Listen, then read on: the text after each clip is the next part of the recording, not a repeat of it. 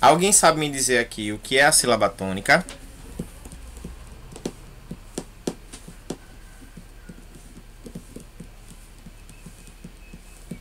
O que é a sílaba tônica? O menino tá fazendo calor. O que é a sílaba tônica? E perder a língua. Bora, gente, fala. Se não tiver fala, não tem aula. Professor, repete a pergunta aí, por favor. O que é a sílaba tônica? Calma aí.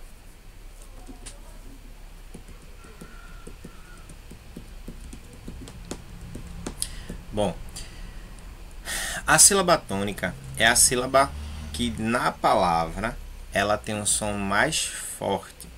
E a sílaba átona é aquela que tem o som mais fraco. Logo, toda vez que você tiver uma palavra que na hora de você pronunciar essa palavra, você percebeu que aquela palavra tem um som mais forte, você está trabalhando, certo, com sílabas tônicas. Quando você perceber que aquela palavra tem sílabas que tem um som mais fraco, você está trabalhando com a sílaba átona. Por exemplo, a palavra picolé. Qual é a sílaba mais forte aí? Lé. Lé. Logo, Lé é chamada de sílaba tônica, enquanto o pi e o có não são tônicas, são átonas. Por quê? Porque o som é mais fraco. Então a sílaba tônica é a sílaba que é mais forte. Vamos ver aí, certo, esse anúncio. Só para ressaltar que o forte dele são os agudos. Então todas as letras aí compondo sílabas e palavras foram escritas com acento agudo, ok? Contudo, essas letras, essas palavras, elas não são escritas todas assim. Então, apenas a palavra só, a palavra são, tá? Que recebem acento. As demais não têm um acento. Mas o que acontece? Como a ideia do pronúncio, do anúncio era justamente dizer que todo som é forte, que todo som é agudo, que o som tem um som agudo, tá certo? Então todo ele foi escrito dessa forma, com essa estrutura. Então por isso que a gente percebe essa construção. Oi. A palavra átona tem acento onde? A palavra átona não tem acento. Só tem acento a palavra tônica. Agora, por exemplo, a palavra picolé, que a palavra que eu dei para vocês. O lé recebe um acento agudo. Tá? O pi e o có não recebem acento, por isso que eles são átonas.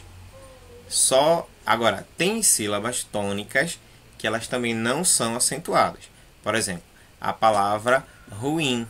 Qual é a sílaba mais forte? Ru ou in? Ruim. O in. O in não tem acento. Entendeu? Então, a sílaba tônica é a sílaba mais forte. Mas, na regra, nem toda sílaba tônica ela deve ser acentuada. Tem umas que são, outras que não são. Que é isso que a gente vai ver agora, tá certo? Bora lá. Para enfatizar a palavra agudos, foi utilizada 3 vezes associada às palavras que reforçam seu sentido. O forte deles são os agudos, supra-reforço dos agudos, nem os gritos da sua mãe têm agudos maiores que os deles. Pensando nisso, tá? Deixa eu escurecer aqui, porque talvez alguns não estejam vendo. Pensando nisso, no emprego excessivo de acentos agudos no texto, o que é que esses acentos nas palavras querem representar? O som de intensidade fraca e tom grave, o som de tom grave baixo e intensidade forte, ou o som de intensidade forte e agudo alto? Qual dessas aí é a proposta do texto, do anúncio? É a primeira, a segunda ou a terceira? Eu acho que é a segunda. A segunda. Mais alguém? Primeira, segunda ou a terceira? Neste caso aqui, gente, é a terceira. Som de intensidade forte e tom agudo. Ele está dizendo aqui, ó, que todo ele é agudo. O som é forte, o som é agudo. Então, é isso que ele está querendo dizer. Quando nós lemos o anúncio, podemos perceber que os acentos que foram colocados em todas as palavras foi com o objetivo de que o leitor saiba, né, que o som tem muita força e que por isso ele exerce essa função aí tão esperada. Só que na língua portuguesa, essas palavras não recebem esses acentos, apenas algumas delas, tá? Então, na propaganda você pode mudar e mexer e brincar com um pouquinho das palavras, mas na escrita da língua portuguesa não. Tem que ser de acordo com o correto. E o acento que foi usado aí foi o acento agudo, tá? Que ele vai marcar a sílaba tônica, ou seja, aquela que maior tem intensidade. Exemplo: café, terrível, matemática. Então essas palavras recebem acento agudo porque o som que essas sílabas emitem é o mais forte. Uma perguntinha para quem está prestando atenção na aula. Como é chamado a sílaba que tem um som mais fraco? Sílaba átona. Átona. E o som mais forte? Tônica. Toda a sílaba tônica ela é acentuada? Não. Não. Aí a gente vai começar agora a entender um pouquinho a regrinha. No caso da palavra aí, que está aparecendo para você no slide, café, terrível e matemática, que você encontra na página 96, tá? As três são acentuadas. Mas tem palavras que nós iremos observar que elas não têm acento e não deixam de ser sílabas tônicas, certo? Existem outros acentos também que ajudam a marcar a sílaba tônica, como por exemplo o circunflexo. Lâmpada, 3 e vovô. Então, toda vez que a sílaba tiver um som forte e for acentuada, sem podendo ser ou não é regra, ela é tônica. Quando a sílaba não tiver o som forte, ela é átona. Ok? Bora lá. E agora, qual é a diferença das oxítonas, paroxítonas e proparoxítonas? Quem sabe me dizer? Oxítonas, proparoxítonas e paroxítonas. Quem sabe me dizer o que cada uma Eu representa? sei. Pode dizer. Oxítona é a última, né? Paroxítona é a penúltima. E proparoxítona é a antepenúltima. Sim. E? E cada uma tem um acento. Não. A palavra lindo, bolacha, certo? Da paroxítona não tem acento. Errou. Preste atenção. Como é que a gente caracteriza agora a tonicidade das sílabas de acordo com a posição da sílaba? Quando você perceber que a sílaba tônica ela está no final da palavra, você dá o nome de oxítona. Quando você perceber que a sílaba tônica veio no meio, né, na penúltima sílaba, antes da final, tá, da palavra, ela recebe o nome de paroxítona. E quando a palavra recebe o acento, tá certo? Só que na antepenúltima ela é proparoxítona. De acordo com o que foi colocado aí, viu, gente? Não é correto dizer que ela é acentuada. No caso da proparoxítona, que é a antepenúltima, todas as palavras proparoxítonas são acentuadas, mas as oxítonas e as paroxítonas não. Vai precisar da regra, e a regra é bem diferente de cada uma delas, tá? Como assim bem diferente? Rapaz, tem uma pessoa aqui incomodando, certo? Deixa eu ver aqui quem é. Ó, e aí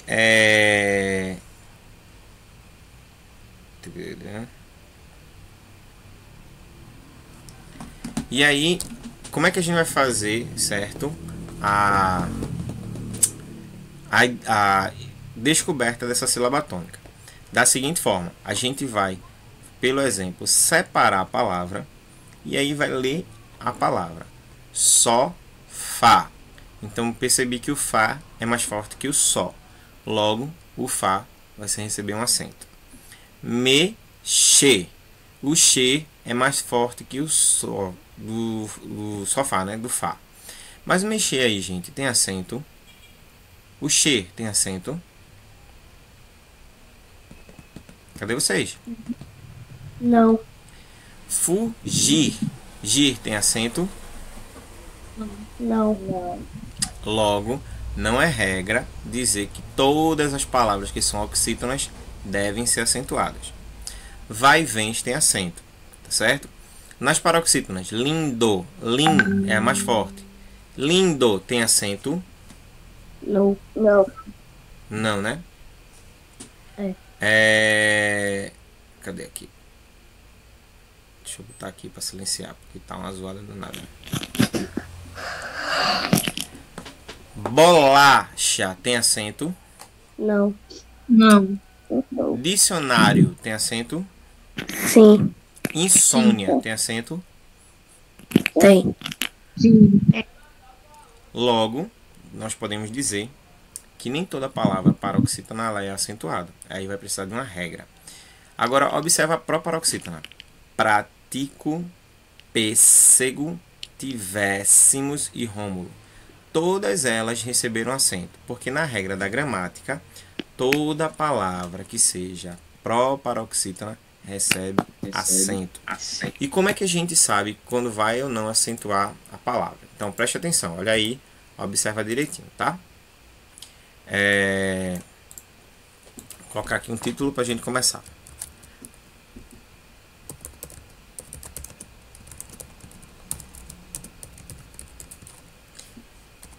A gente vai descobrir quando a sílaba é tônica através da acentuação das palavras. E como é que isso acontece? Observa aqui. Aí você tem a palavra, tá certo? Relógio. Quando eu vou dividir relógio, eu boto relógio. Então eu vou dar mais um espaço aqui, tá? E vou aumentar um pouquinho essa palavra para ela ficar numa dimensão boa. Quantas sílabas existe a palavra relógio? 3. 3 sílabas. Aí bora lá. Ui, voltando aqui. Bom, a última sílaba é essa. A penúltima sílaba é essa. E a antepenúltima sílaba é essa. Então, dentro desse caso aqui, ó, eu posso dizer que eu tenho o A, o P e o U. A, P e U. Bom, o acento caiu em qual dessas sílabas? Na última, na penúltima ou na antepenúltima? A última. Na penúltima. Na penúltima. No caso aqui foi em Ló. Quando a sílaba tônica for a mais forte e ela estiver na penúltima, nós dizemos que essa palavra, então, ela é paroxítona. Tá? Por quê? Porque a palavra caiu na penúltima sílaba. E fora que a contagem, viu, gente, para dar certo, tem que ser do final, ou seja, da última sílaba até a antepenúltima. Vou pegar aqui outro exemplo. Observa. A palavra...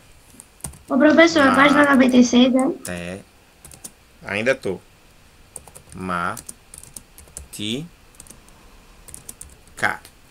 Matemática. Tem quantas sílabas? 4. 5 5, quer sílabas. dizer.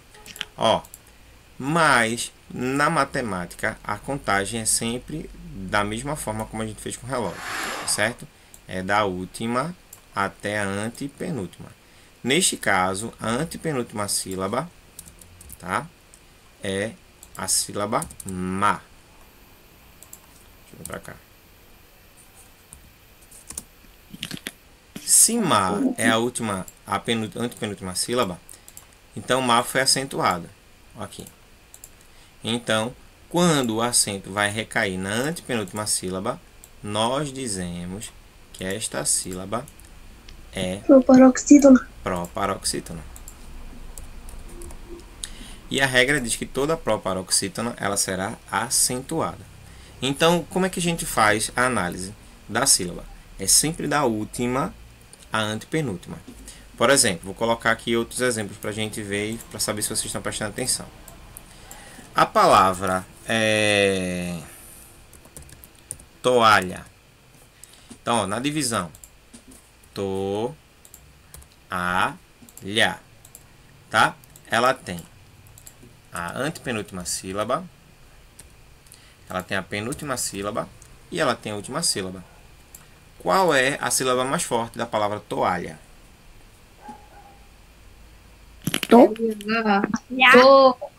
Tô. Toalha.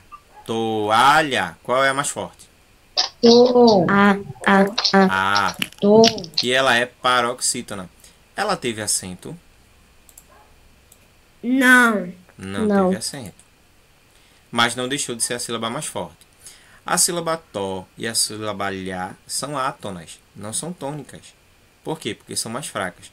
Toalha. Entendeu? Então, nesse caso daí, ela continua sendo paroxítona porque recaiu na penúltima. Olha a palavra aqui, ó. Único. Quem conhece essa palavra? Já ouviu falar essa palavra único? Já ouvi. Na divisão, Sim. único. Então, observa. Da mesma forma como a gente viu nas outras, também acontece nessa aqui. Eu tenho 3 sílabas. Sílaba U, sílaba NI, sílaba CO. Tá? Então, ó. Mas qual é a sílaba mais forte aqui? U. U. Ni. U, ó. Único. Único. Então, U. E ela também é proparoxítona. Observa. Na paroxítona, eu não precisei colocar acento. Por quê? Nem toda palavra paroxítona vai ser acentuada. Mas na proparoxítona, sim. Toda palavra que seja proparoxítona recebe acento. Então, U recebeu, matemática recebeu. Tá vendo? Já na paroxítona, não. Relógio tem, mas toalha não tem. Então, a regra é você sempre fazer a leitura da última sílaba até a primeira.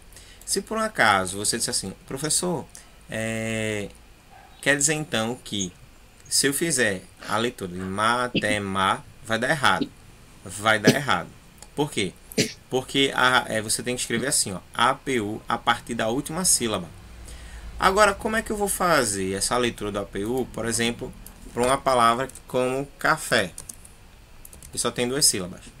E aí, como é que eu faço isso, gente? Qual é a sílaba mais forte aí de café? O café. Fé. Só que aqui eu não tenho a antepenúltima. E aí, como é que eu faço a leitura? Ela é última ou penúltima? Se eu só tenho 2 sílabas, logo eu só vou analisar quantas sílabas? 2. 2.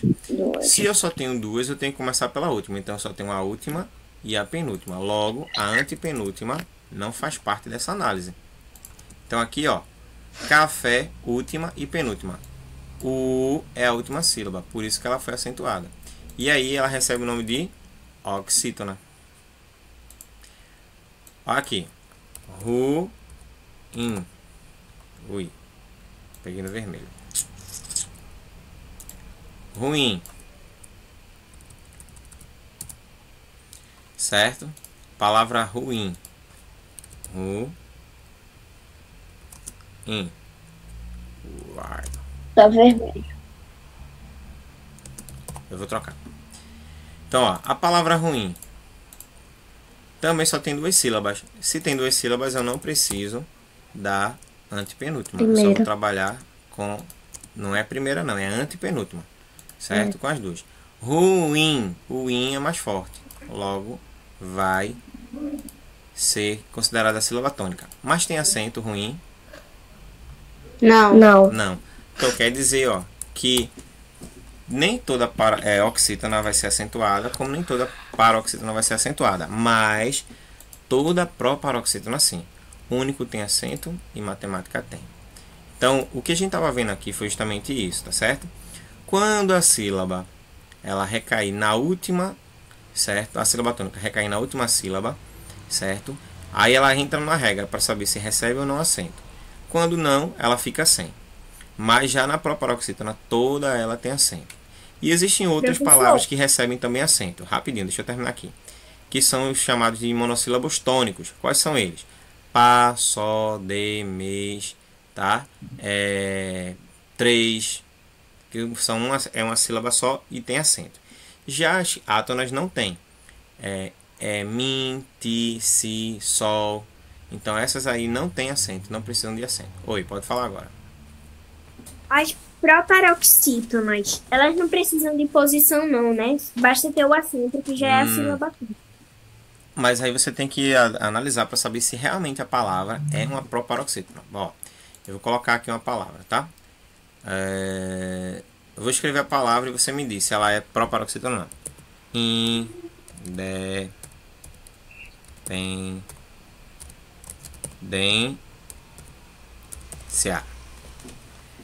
Tem quantas sílabas essa palavra? 5. 5. A leitura é sempre do final, tá certo? Para o começo. Logo, cia é a última sílaba, dem é a penúltima sílaba. E como tem mais de uma sílaba aí, eu posso ainda colocar o a, que é a antepenúltima. Deu para entender? Então, ó. Dependência. Contudo, qual é a sílaba aqui que é mais forte da palavra independência? Dem. Dem. Por isso que ela recebeu acento. Ah! Tem gente que vai dizer assim, mas a palavra não é independência. Se você separar o cia, vai dar errado. Independência. O cia é junto. Aí tem gente que de cara vai querer colocar o acento, certo? Ou dizer que é proparoxítona só porque ele separou no final.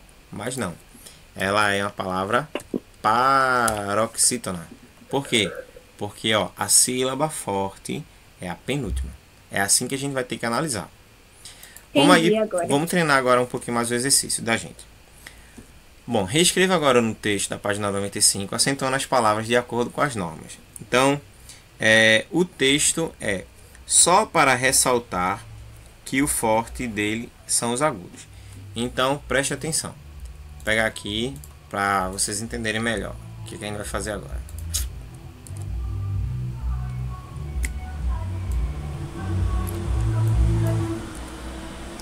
Só para ressaltar que o forte dele são os agudos. Eu quero que vocês me digam onde é que está a sílaba tônica, a sílaba forte desse trecho aqui todinho. Deixa eu reduzir aqui um pouquinho. Deixa eu ver se 30 fica melhor.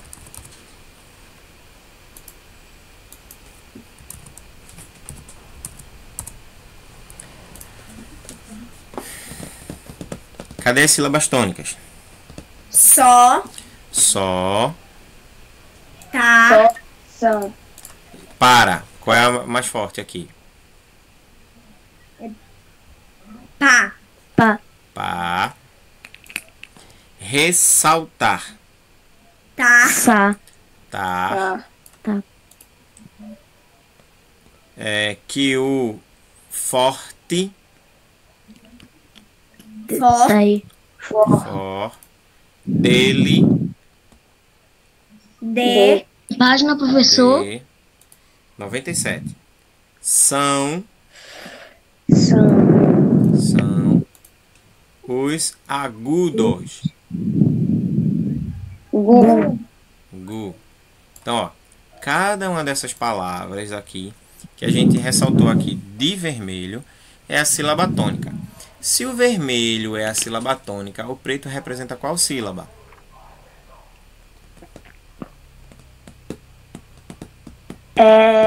Me esqueci o nome. Top. A sílaba A. Átona. Átona, muito bem. Então, observa, ó, teve palavras, que no caso aqui do só e são, só tem uma sílaba. Então, são monossílabos tônicos. Teve palavras, certo, que tinha duas sílabas, mas a sílaba mais forte era a penúltima, logo é paroxítona. Outras estiveram no final, oxítona. Ó, paroxítona e também paroxítona. Aqui nós não tivemos exemplo de proparoxítona. Agora o que é que a gente vai fazer? Vamos tentar. Oi.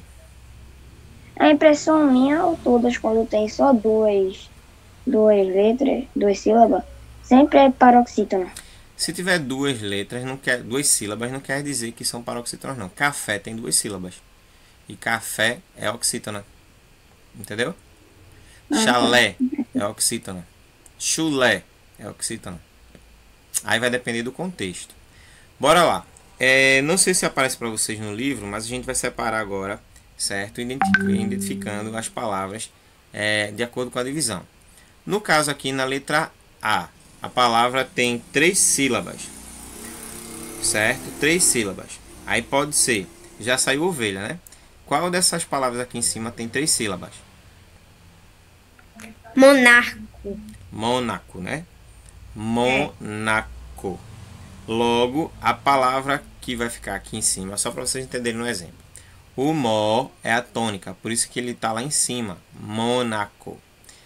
Letra B. Qual palavra tem 2 letras e a última é tônica? 2 sílabas. Sofá. Sofá. E a última é tônica. Sol é átona e Fá é tônica. Muito bem. Qual dessas palavras aí, tá? A penúltima sílaba é tônica. 3. Paralelepípedo. Não. São 3 espécie. 3 sílabas em que a do meio, no caso a penúltima, é tônica. E qual dessas aí é proparoxítona? Ou seja, o acento é na antepenúltima. Paralelepípedo. Então, ó, observa, gente. Ó, a leitura sempre é do final. A última, a penúltima e a antepenúltima. Deixa eu dar uma escurecida aqui, para ver se dá uma melhorada. A última, a penúltima e a antepenúltima. Sempre, sempre assim, tá certo? Última, penúltima, antepenúltima. Aí você vem para a espécie. Última, penúltima, antepenúltima. Vem para Mônaco. Última, penúltima, antepenúltima. E vem para sofá. Última e penúltima. Entendeu? Então, ela pode ser no final e ser chamada de oxítona. Pode ser no começo aqui, ó, na antepenúltima e ser chamada de proparoxítona. Pode ser aqui na penúltima e ser chamada de paroxítona. Agora, classifica essas palavras em oxítonas, paroxítonas ou proparoxítonas. Então, ó, sofá é oxítona. Mônaco e paralelepípedo é proparoxítona e espécie paroxítona. Alguma dúvida? Não. Bora seguir. Bom, o que é que a gente vai fazer agora, tá? Nós vamos ler uma sinopse de um livro, que é um resumo que é feito num livro ou então num filme, que conta um pouco da história para aguçar o interesse do leitor pela leitura daquele livro. Na mesma página, página 97. Quando eu mudar de página, eu aviso. Então, ó, é porque eu dividi em 2 partes. Este divertido e premiado conto de Sylvia Ortoff, prêmio Origens, Lessa no FNLIG, em 1987, narra as aventuras de 3 chapéus que saem voando com o vento até encontrar uma velha muito ocupada, que deseja se separar do marido. Ela também é levada pelo vento e viaja com os 3 chapéus por montanhas, pelo mar e pelo sertão. O vento zangado não entende a linguagem dos chapéus. Venta até uma livraria para procurar um dicionário, mas como sua natureza é ventar, causa a maior confusão. Espalha o livreiro para um lado, o freguês para o outro e fica tudo de pernas para o ar. Mas o amor triunfa. A velha reencontra seu velho asmático, novamente se apaixona e decide voltar a viver com ele por muitos anos. Bom, dentro da nossa classificação, eu quero que agora vocês identifiquem, dentro dessas palavras que foram destacadas, quais palavras aí são oxítonas, quais palavras são paroxítonas e quais palavras são proparoxítonas. Certo? Bora lá. E ainda tem as monossílabas tônicas. Este, paroxítona, proparoxítona ou oxítona. Este.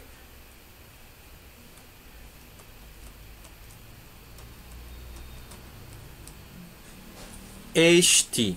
É mais forte o es ou ti? Este. Ti.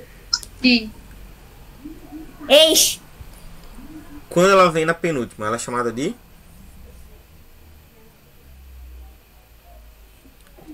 Penúltima, ela é chamada de? Paroxítona. Paroxítona.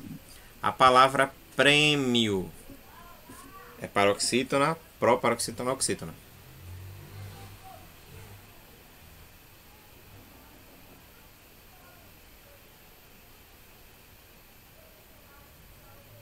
Repete, por favor, professor. Ó, prêmio é oxítona, paroxítona, proparoxítona. Bora, pessoal, ajuda aí. Proparoxítona. Paroxítona. Proparoxítona. Prem é a penúltima sílaba. Orígenes. Você separa a palavra e vê onde é que está a sílaba mais forte. Orígenes. São 4 sílabas. Qual é a sílaba mais forte? É a última, penúltima ou antepenúltima?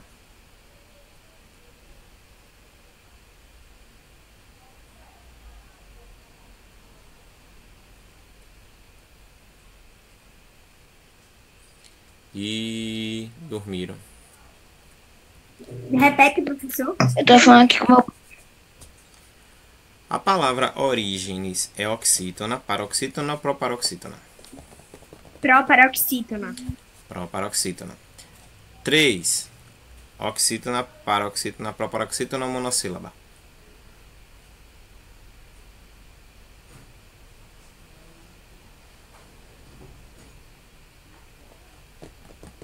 E bora lá. 3 é monossílaba tônica. Chapéus. Faz acento tá no final. É o quê? Bora, gente. Acorda aí. Oxítona. Oxítona. Com. Com não tem acento, mas só tem uma sílaba. Monossílaba átona. Até. Até. O acento é no final. Monossílaba. Até. Até. São 2 sílabas. E aí? Oxítona. Velha. Velha. Velha. Paroxítona. Paroxítona. Paroxítona. Separar. Separar. Proparoxítona. Rar. Oxítona. Marido. Marido. Oxítona. Do. Paroxítona. Ri. Também. Também. Oxítona. Também. Oxítona.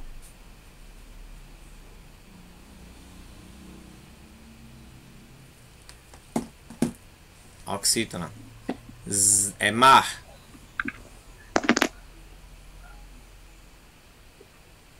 Oxítona. Mar. Hã? Mar. Não entendi. Mar. Monossílaba. A monossílaba tônica ou átona? Átona. Átona. Sertão. Oxítona. Oxítona. Oxítona. Zangado. Zan. Proparoxítona. Proparoxítona. Paroxítona. Zangado. Paroxítona. Não. Proparoxítona. Não. Sílaba tônica. Não. Sílaba tônica? Não é o quê? Não é monossílaba tônica. Dicionário. Paroxítona. Proparoxítona. Rio. Oxítona. Professor, eu não tô achando isso no meu livro, não. É só Página procurar. 97, Samuel. 97. Ele só é tá fazer. perguntando. Né? Isso. Livreiro. Livreiro. Oxítona. Livreiro. Paroxítona. Freguês. Oxítona. Oxítona. Asmático. Proparoxítona. Isso. Proparoxítona. Vamos agora fazer uma leitura, certo, de um outro texto que vai nos ajudar também a entender o que é que vai vir pela frente. E aqui nós iremos começar o nosso quarto módulo. Então, quem já tem o quarto módulo pode acompanhar a partir da página de número 4. Quem ainda não tem o quarto módulo, acompanha, certo? prestando atenção na leitura, nas perguntas, e se tiver o quarto módulo depois, você anota as respostas e passa limpo depois no seu livrinho. Bora lá. Onde já se viu? Uma tarde de inverno, estava lá, eu na Rua do Barão, e aí cortou um pedaço, de Iparatinga. Deixa eu ver se dá para resgatar esse pedacinho que foi cortado. Dá. Barão de Iparatinga, Tapitinga, mexendo as estantes de uma livraria. Não consigo passar uma hora sem entrar para fuçar no meio dos livros. Desde que eu tinha 4 anos de idade, o que já faz muito tempo. Livro para mim é a coisa mais gostosa do mundo. A gente nunca sabe que surpresa vai encontrar. Sempre 2 capas. Pode ser coisa de boniteza ou de tristeza, ou de poesia ou de risada, ou de susto, sei lá. Um livro é sempre uma aventura, vale a pena tentar. Pois bem, estava eu ali, muito entretida, examinando os livros, quando de repente senti que alguém me puxava pela manga. Olhei para baixo e vi um menino, um garotinho de uns 9 ou 10 anos, magrelo, sujinho, de roupa estafarrapada e pé no chão. Uma dessas crianças que andam largada pelas ruas da cidade, pedindo esmolas, ou, o melhor dos casos, vendendo chocolate ou drops, essas coisas. Eu já ia abrindo a bolsa para livrar-me logo dele quando o garoto disse: "Escuta, dona, naquele tempo ninguém me chamava de tia. Tia era só a irmã do meu pai ou da minha mãe." "O que?" perguntei. "O que você quer?" "Eu, dona, me compra um livro?" disse ele baixinho, meio com medo. Dizer que fiquei surpreso é pouco. O jeito do menino era de quem precisava de comida, de roupa. Isso sim, duvidei do que ouvira. "Você não prefere algum dinheiro?" perguntei.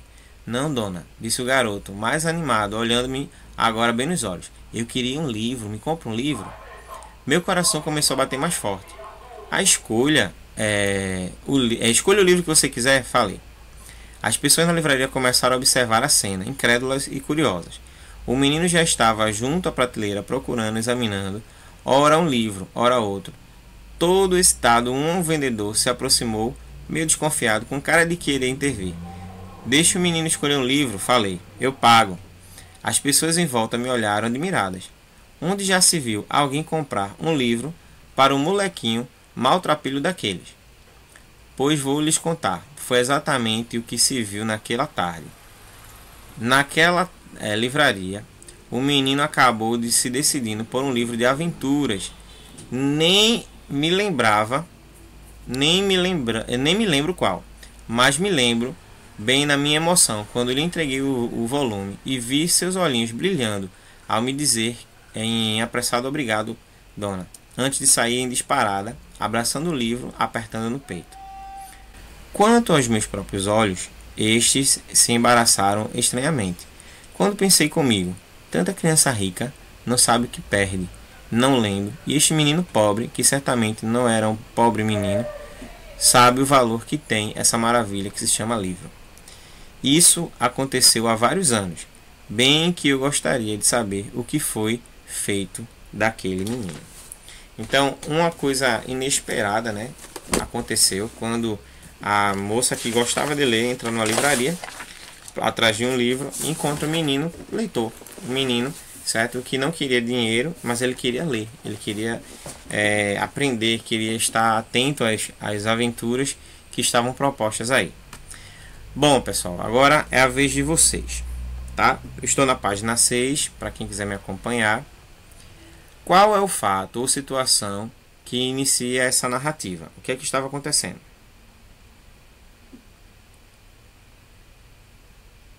Bora, gente, bora, gente, bora, gente, bora, gente. O que é que aconteceu aí que chamou a atenção?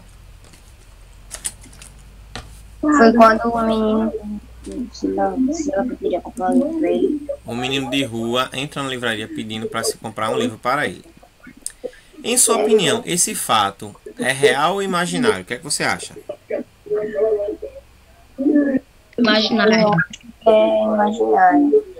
É real barra imaginário. É real, né? Porque Pode. É real. aconteceu. É real. tá?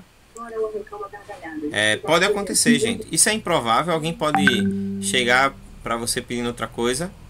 Pode. Mas nesse caso aí é real. Alguém pode pedir. Quando e onde o fato aconteceu? Aconteceu numa livraria. Mas a minha dor não é maior que a da Ana. Os filhos, familiares e amigos. Obrigada, Tom, por tudo. Como você aprendeu, a crônica é um gênero textual curto inspirado em uma situação do cotidiano, tá certo? A narradora da crônica participa da história ou apenas observa os acontecimentos? O que é que você acha? Ela contou de uma experiência que ela viveu ou ela só observou? Eu acho que ela contou a experiência que ela viveu. Ela participou da história. Em sua opinião, a crônica que você lê trata de um assunto de forma divertida e bem-humorada, aborda uma situação cotidiana despertando a emoção do leitor ou reflete de forma crítica sobre um problema atual? Qual dessas características aí aponta a opinião da crônica? Trata de um assunto, aborda ou reflete? Aborda, certo? Uma situação cotidiana. Ou seja, muitas crianças entram em contato com adultos pedindo dinheiro para comida. Às vezes não é para comida, é para comprar droga, tá certo? Mas essa criança aí entrou pedindo um livro. Releia. Mas me lembro bem da minha emoção quando lhe entreguei o volume. Que emoção você acha que a narradora sentiu? De alegria, surpresa. Ela ficou surpresa, né, com a atitude do menino, que poderia pedir dinheiro e ao invés disso pedir um livro. Bora continuar. Bom, qual trecho nós poderíamos tirar dessa crônica que demonstre esse mesmo sentimento? Esse sentimento que ela realmente ficou realmente alegre, né? Então, na crônica mesmo, nós observamos isso aqui. Quando ela diz assim, ó, fiquei surpresa, né? E surpresa é pouco, perto diante daquilo que ela estava vendo com seus próprios olhos. Um menino maltrapilho, né, pedindo um livro, ao invés de pedir dinheiro ou comida. Qual foi a reação da narradora diante do pedido do menino? O que ela achou? Como é que ela reagiu? Ela ficou antes de ele pedir o livro ou depois? Não, qual foi a reação da narradora quando o menino pediu um livro a ela? Como foi que ela reagiu? Surpresa. Ela ficou surpresa. Por que as pessoas da livraria ficaram admiradas ao observar a cena do menino escolhendo um livro? Porque eu acho que nenhuma criança tinha pedido o livro. É uma coisa incomum, né? Não é uma coisa que acontece todo dia. A crônica pode ter vários objetivos. Divertir o leitor, fazê-lo refletir e emocionar. Qual é o objetivo dessa daí? Divertir, refletir ou emocionar? Refletir. Refletir e também emocionar, né? Para que a gente possa ter um olhar diferenciado. Nem todo menino que está na rua que pede dinheiro é para comida ou para droga, gente. Possa ser que realmente o que ele está falando seja certo. Ó, eu não cheguei a pedir dinheiro na rua, mas tinha um projeto que eu estava participando que a gente vendeu uma cartela, a gente rifou uma cesta básica. Então a gente abordava as pessoas pedindo para que as pessoas ajudassem a gente para comprar o material da nossa festa, tá? E a gente sorteou uma cesta básica. Então tem situações em que as pessoas vão ajudar você porque elas sabem o que você quer e veem aquilo que realmente de fato aconteceu. E tem outras pessoas que não vão estar nem aí, que vão achar que você está querendo enganar, pegar o dinheiro para outra finalidade e acabam negando. Que tipo de linguagem é empregada nessa crônica? Formal ou informal? Formal. É uma linguagem informal. Porque ela diz assim, eu não consigo passar por uma sem entrar. Ou seja, por um quê? Uma livraria. Então, a mulher era uma leitora, né, voraz. Ela gostava muito de ler. Avançando agora para a página 9, tá? A palavra manga pode apresentar diferentes sentidos, tá, ok? Porque é uma palavra polissêmica. No caso, manga, quando o garoto chega lá e usou essa expressão manga, ela falando.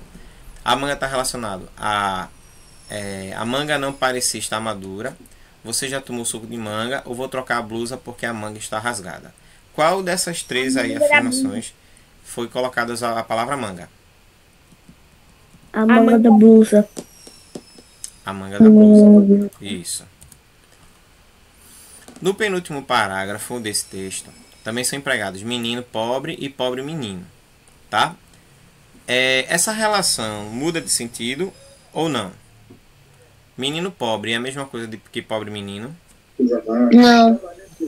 Muda. Então muda de sentido, né? Muda assim de sentido. Agora, isso. Agora você vai fazer a relação, tá?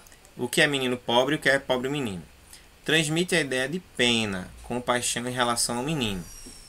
Pobre menino. Pobre menino. Pobre menino. Tá certo? E transmite a ideia, né? De menino com poucos Menino recursos. pobre. Menino pobre. Muito bem. Continuando aí pra gente responder. Eu já ia abrindo a bolsa para livrar-me dele quando o garoto disse: escuta, dona, naquele tempo ninguém me chamava de tia. Tia era só a irmã do meu pai e da minha mãe. O que? Perguntei. O que você quer? Eu, dona, me compra um livro? Disse baixinho, meio com medo. Tá? Então, aqui.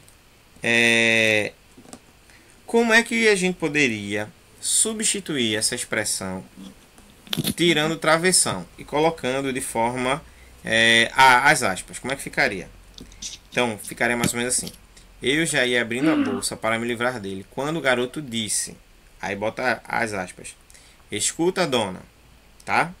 E depois, ó, o que você quer? Perguntei. Era só substituir as contas. Tem atividade que o pessoal bota no livro que não tem nem pra quê. Bom. E agora nós iremos falar um pouquinho sobre os diferentes gêneros narrativos. Tá certo? Existem 5 tipos de texto. Não sei se vocês já aprenderam, mas existem 5 tipos de texto. Existe o texto narrativo, que é aquele que tem os personagens localizados no tempo, no espaço, uma história e quem conta a história. Existe o gênero dissertativo, que é aquele que vai apenas falar, expor o que sente, o que pensa, o que acha. Existe o descritivo, que é aquele que vai detalhar, colocar adjetivo, descrever, que é o que acontece muito quando as pessoas são assaltadas e vão para a delegacia, fazem um boletim de ocorrência, certo? E existe o injuntivo, que é aquele que dá instrução, que leva você a fazer determinada coisa, então é chamado de instrutivo ou injuntivo. E existe o argumentativo, que é aquele que tenta convencer você, certo, a fazer ou a tomar alguma atitude. Nós iremos ver agora alguns tipos de textos narrativos e aí você vai ver quais deles você já teve contato, tá? Observa aqui. A pintura reproduzida acima do pintor francês Georges Seurat apresenta uma narrativa. Nela, o pintor retratou uma cena de lazer durante uma tarde de domingo. Então, as pessoas estão aqui, ó, à beira do lago, à beira da praia, certo? Uns pegando sol, outros pegando sombra, uns passeando, outros brincando. Então, neste caso daqui, a narrativa foi através da pintura. A história foi contada através de uma pintura. Segundo caso, tá? Nessa narrativa aqui, na letra B e na letra C, tá? Deixa eu escurecer aqui para ficar melhor. A artista plástica brasileira Sandra Guinle registrou em muitas de suas esculturas algumas das brincadeiras de infância. Quem já brincou dessa brincadeira aqui? Eu, amarelinha. Isso.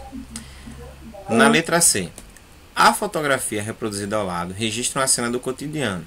Podemos considerá-la também uma narrativa, pois apresenta os seguintes elementos: personagens, 2 adultos e 2 crianças, tá certo? A ação, um homem puxando um triciclo com uma mulher e uma criança em cima, e outra criança empurrando. O espaço, né, que é uma praia. O tempo, durante o dia, tá certo? Ou seja, pelas roupas, além disso, dá para identificar que é durante o dia. Então, tudo isso daqui é uma narrativa porque tem esses elementos.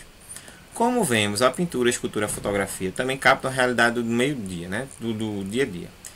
E apresentam também cenas relacionadas a uma história. Assim, podem ser chamados de elementos narrativos. Bom, a arte de narrar. Quem sabe o que é essa imagem aí? Que nome ela recebe?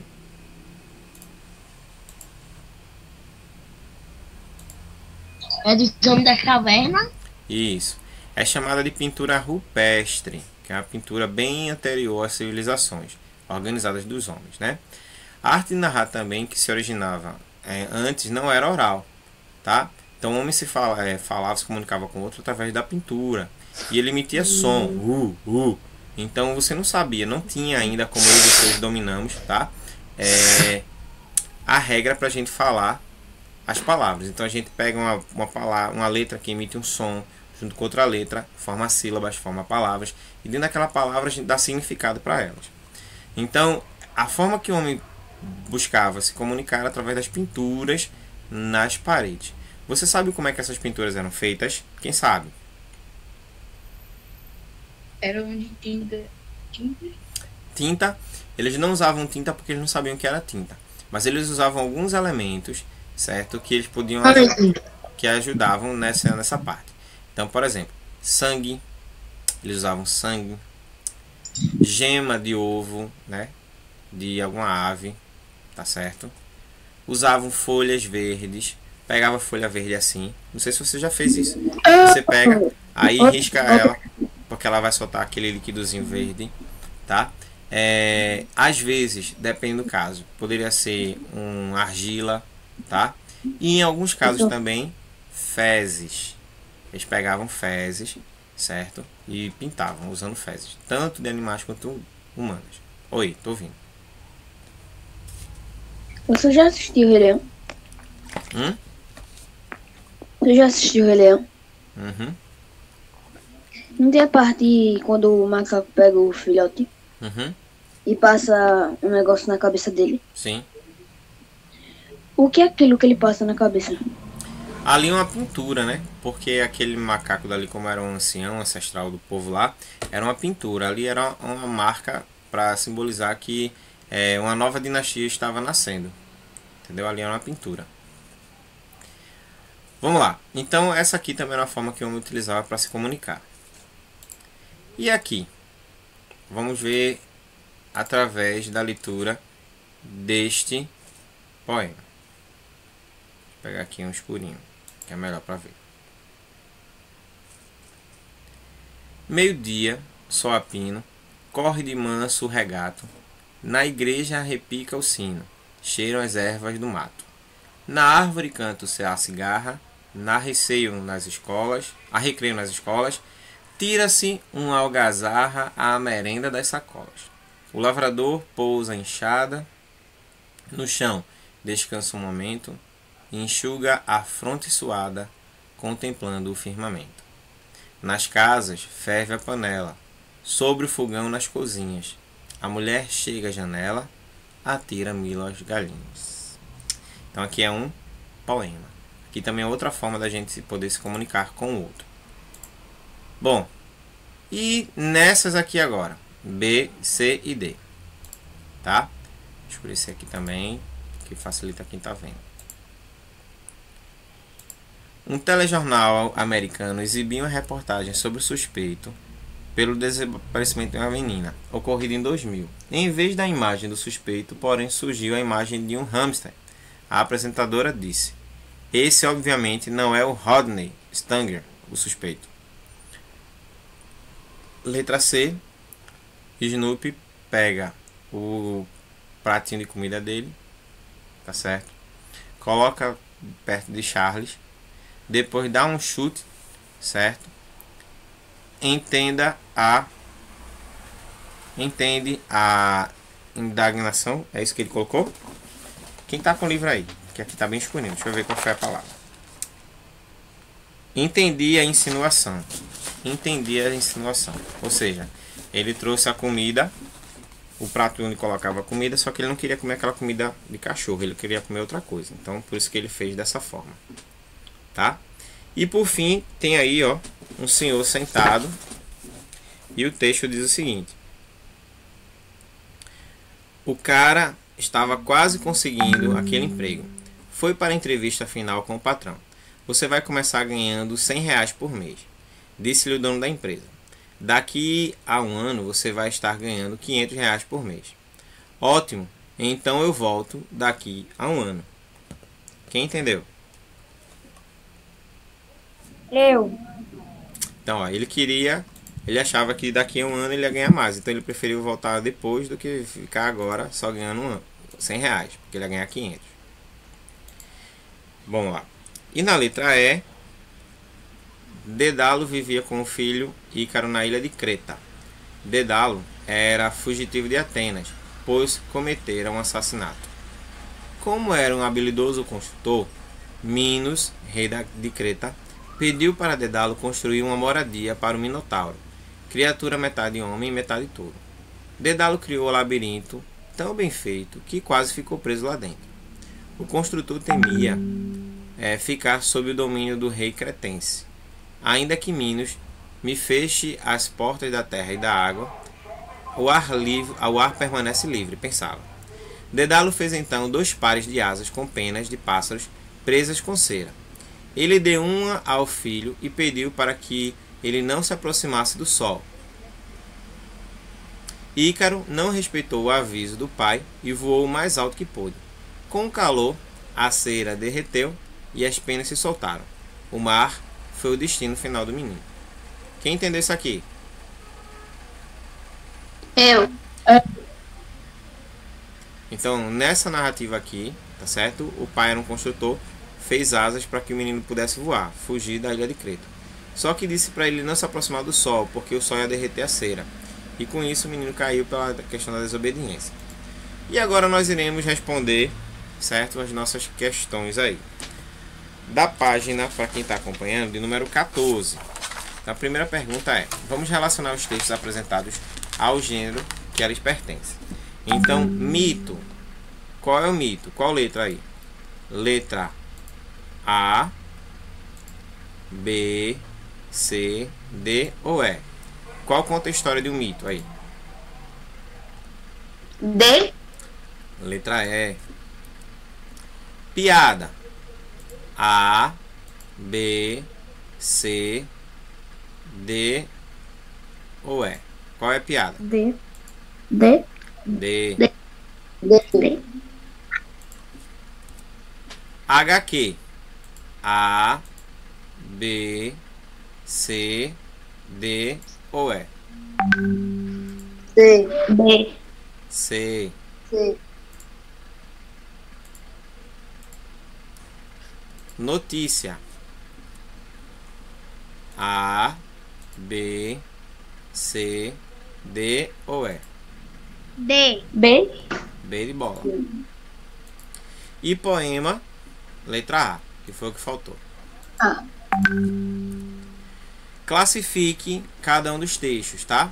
Verbal, não verbal e verbal. Texto A é verbal, não verbal ou verbal e não verbal? O texto A. Ô, professor, o senhor pulou a letra B. Pulei não, botei. Sim, foi, ó. Quais textos são reais e quais são ficcionais? Quais textos são reais? A, B, C, D ou E? Quais textos são reais e quais são ficcionais? A. Eu acho que o A É real. e o D. A. O D. Não D não. E o E é ficção. O B é o único que é real, porque é uma notícia, algo que aconteceu. O resto tudo é ficcional.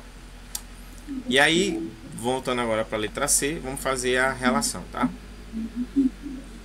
Observa aí. Verbal, não verbal e não verbal. Texto A, ele é verbal ou verbal e não verbal? Esse aqui. Eu acho que ele é não verbal. É verbal. Olha aqui o texto todinho escrito. Ó. Verbal. É 1. Ó. Texto 2. Texto B. Verbal e não verbal. Não verbal, verbal e não verbal. Verbal e não verbal.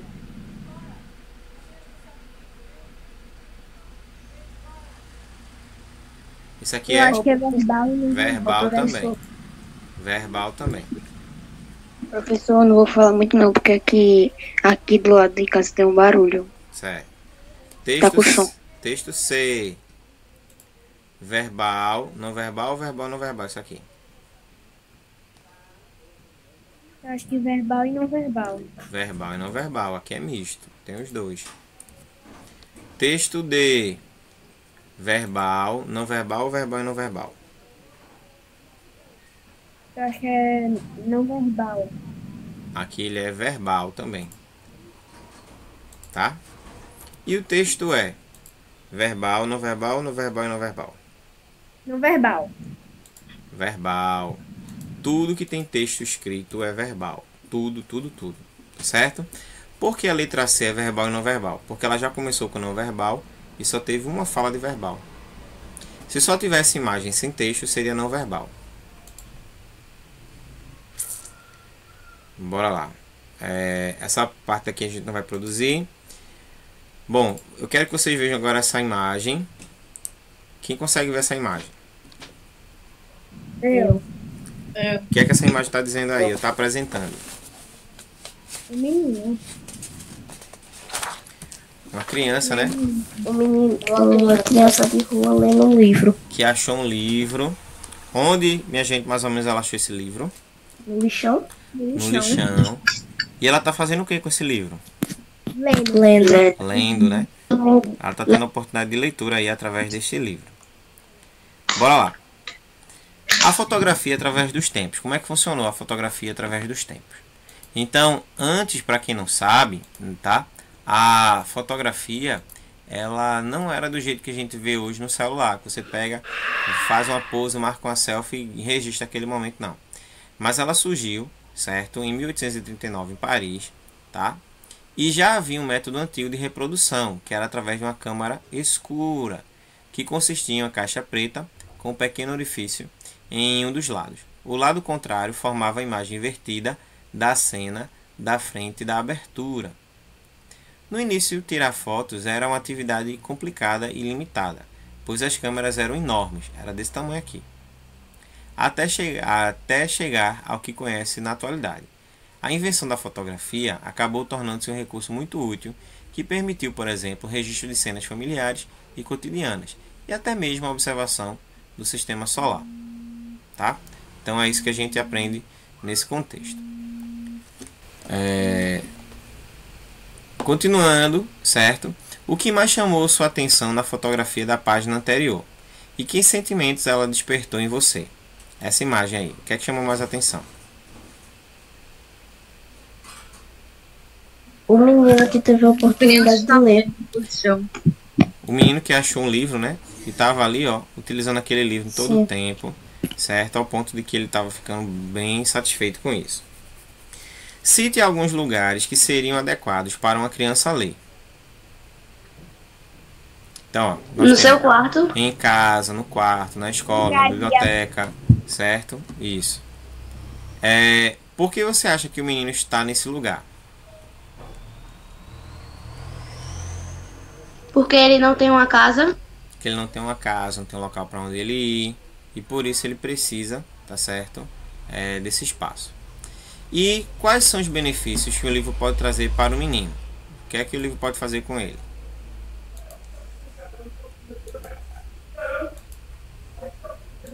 Educação.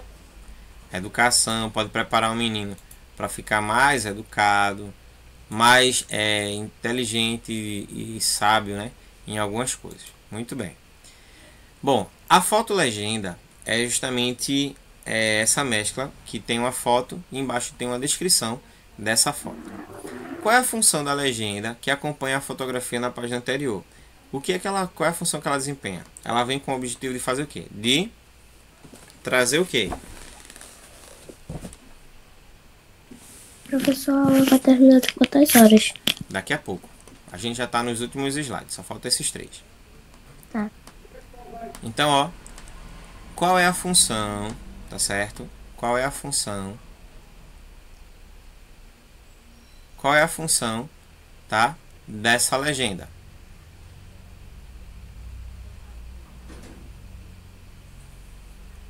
A legenda, gente, ela ajuda a contar a cena, explicar onde foi, em qual situação foi tirada e assim por diante. Caso não houvesse a legenda, seria possível compreender o que a fotografia da página anterior estava falando? Não. Não. A fotolegenda é um texto jornalístico. Sabendo disso, identifique em quais meios de comunicação pode circular. Onde é que você pode encontrar uma foto com a legenda embaixo? Diga aí um meio de comunicação.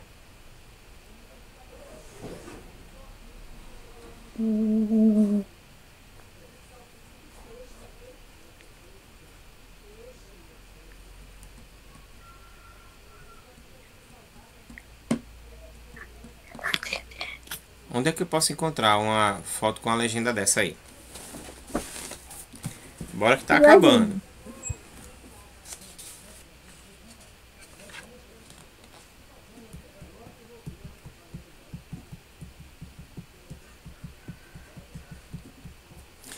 Jornal, revista, tá certo? A gente encontra essas situações.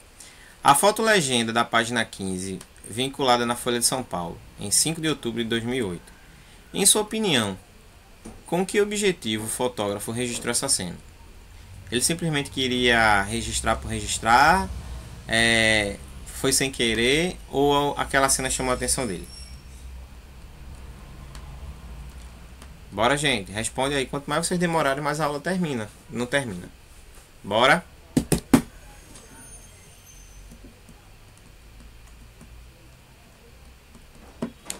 Hein, pessoal?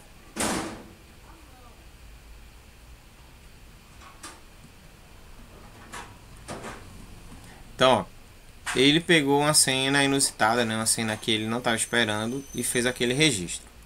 Os assuntos de uma fotolegenda variam, podendo ser sérios ou humorísticos. Nesse caso daqui, você acha que esse assunto foi sério ou foi humorístico?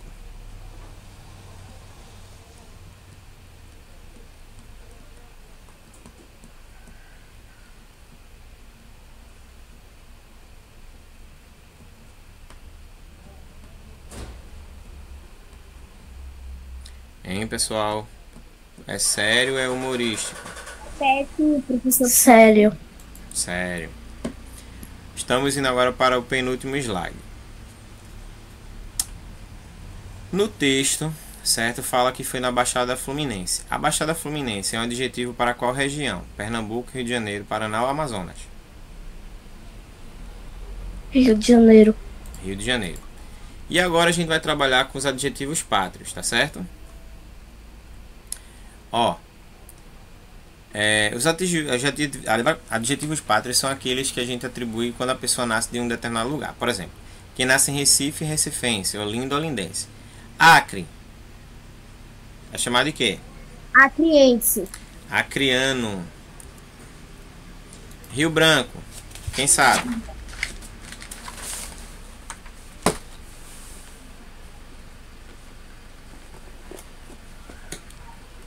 Rio Branquense. Rio Branquense. Bahia. Baiano. Baiano. Ceará. Cearaense. Cearense. Minas Gerais. Mineiro. Mineiro. Paraíba. Paraibano. Paraibano. Paraibano. Paraná. Paranense. Paranaense. São Paulo. Ah, eu sei, só que me esqueci. Paulista. Paulista. É, Paulista.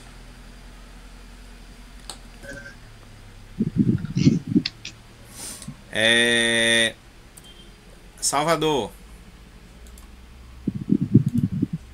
Não lembro. Salvador é soteropolitano. É isso aí. Nunca ouvi falar.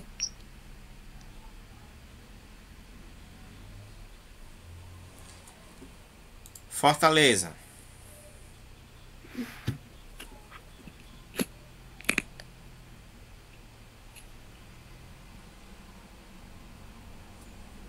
Fortaleza. Fortalezense. Belo Horizonte. Belo Horizontino. João Pessoa. Pessoense. Curitiba. Curitibano. Curitibano. E São Paulo, que seja Paulista. capital. Ó, paulistano. Paulista é o estado todo.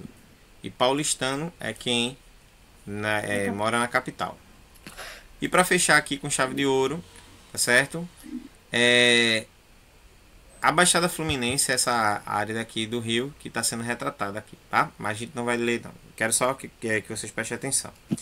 Comparando a fotografia do texto 15 com a crônica, onde já se viu, responda. Os dois textos apresentam o mesmo tema, sim ou não? Sim. Não. Sim. Porque envolve justamente a questão de crianças, tá, menos favorecidas na cidade. Uma criança que aparece nesses textos, que se interessa pela leitura,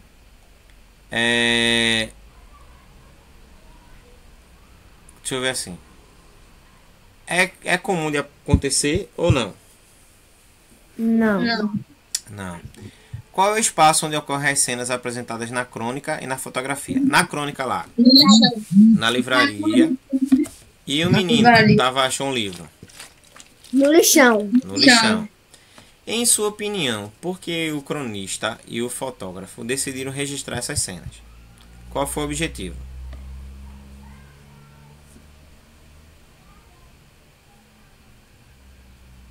Eu não sei como explicar. Eu sei como anda, não sei como explicar. Então, ó, nesse caso daí, ó, a ideia foi justamente registrar o momento. A moça, tá, que registrou um pedido inusitado, e o fotógrafo que registrou uma cena da qual ele não tem o costume, o hábito de ver diariamente, que é uma criança justamente achando um livro e parando no meio do lixão para ler, certo? Então é isso que a gente consegue observar. Ok, pessoal. Então, ó, próxima semana a gente vai se falando. Se cuidem e até lá. Tchau, tchau. Tchau.